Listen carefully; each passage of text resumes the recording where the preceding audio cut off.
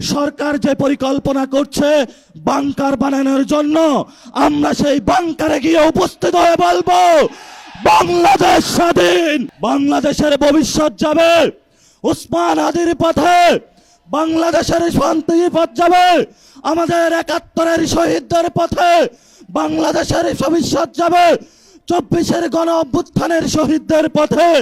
যদি এই পথে বাধা হয়ে দাঁড়ায়, আমরা তাদেরকে প্রতিরোধ করতে প্রস্তুত আছে ইনশাআল্লাহ।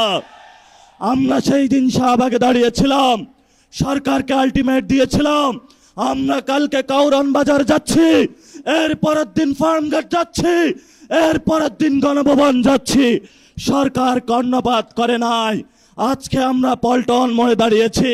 আপনাদের জানাশোনা থাকার কথা, ইলেকশনের পরে আমাদের 11 দলীয় জোটের প্রথম প্রোগ্রাম বাইতুল মোকাররমে হয়েছিল। আজকে আমরা আরেকটু এগিয়ে সেখানে প্রোগ্রাম করেছি।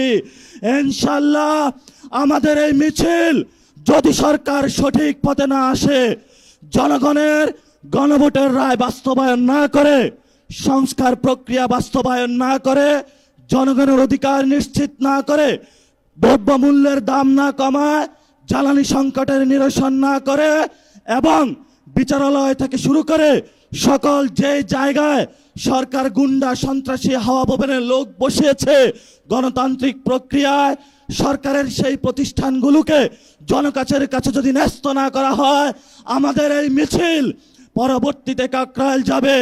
এক এক করে সরকার যে পরিকল্পনা করছে বাংকার বানানোর জন্য, আমরা সেই বাংকারে গিয়ে উপস্থিত হয়ে বলবো বাংলাদেশ স্বাধীন। সেই স্বাধীনতার আওয়াজ দিয়ে আমাদের এই মিছিল চলবে, আজাদির সংগ্রাম চলবে। আপনারা দেখেছেন পার্লামেন্টে আমরা যেমন ডিসিপ্লিন, রাজপথ ডিসিপ্লিন। সরকারের প্রশাসনের ভাইদেরকে বলবো আমরা এখানে ডিসিপ্লিন কায়দায় আছি, ভবিষ্যতেও থাকবো। অতীতে যেই ধরনের জনহয়রানিমূলক প্রোগ্রামগুলোতে কোনো কর্মসূচি আপনারা বাস্তবায়ন করেছেন, সেইভাবে যদি কোনো কিছু করা হয় আপনাদের সাথেও আমাদের প্রতিহত হবে ইনশাআল্লাহ।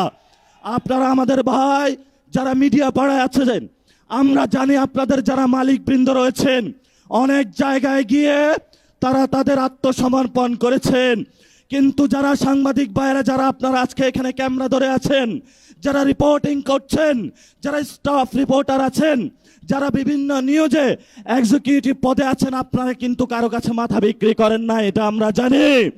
আপনারা শহীদদের পথে আছেন, আপনারা আহতদের পথে আছেন, আপনাদেরও লড়াই জারি থাকবে। সচিবালয়ে যারা আছেন, আপনারা রাজপথে যেই মানুষগুলো যুদ্ধে অবতীর্ণ হয়েছে এবার তাদের সাথে থাকবেন। সাথে সাথে যেই ব্যবসায়ীরা গুলশান অফিসে সিরিয়াল দিয়েছিলেন এখন আমাদের কাছে এসে কান্না করছেন, কান্না তখনই আমরা শুনবো যেদিন আপনারা গুলশান অফিসে লাইন বন্ধ করে জনগণের কাছে আসবেন, তবেই আমরা আপনাদের ওই দিন কথা শুনবো। তারেক রহমানের কাছে আপনারা বর্গা দিয়েছেন, সকল প্রোডাক্ট কিন্তু তারেক রহমান কিনতে পারবে না। যদি কনজুমার বলেন, কনজুমার কিন্তু আমরা। যদি ভবিষ্যৎ আপনাদের নিরাপত্তা নিশ্চিত করতে হয়, নিরাপত্তা নিশ্চিত কিন্তু আমরাই করব। ভবিষ্যৎ বাংলাদেশের যে আজাদী সংগ্রাম, মুক্তির সংগ্রাম, গণতন্ত্রের সংগ্রাম, জিয়াতন্ত্র থেকে মুক্তির যে সংগ্রাম, জিয়া ফ্যামিলিকে বাংলাদেশ থেকে, বাংলাদেশের মানুষকে জিয়া ফ্যামিলি থেকে উদ্ধারের জন্য যে সংগ্রাম, সেই সংগ্রামের সবাই ঐক্যবদ্ধ হবেন, রাজপথে থাকবেন, লড়াই চলবে দুর্বার গতিতে। আসছে ফাগুনে, বসন্ততে, আগামীর দিনগুলোতে দ্বিগুণ, তিনগুণ, চতুর্গুণ হয়ে ইনশাআল্লাহ আমরা মাঠে ফিরবো।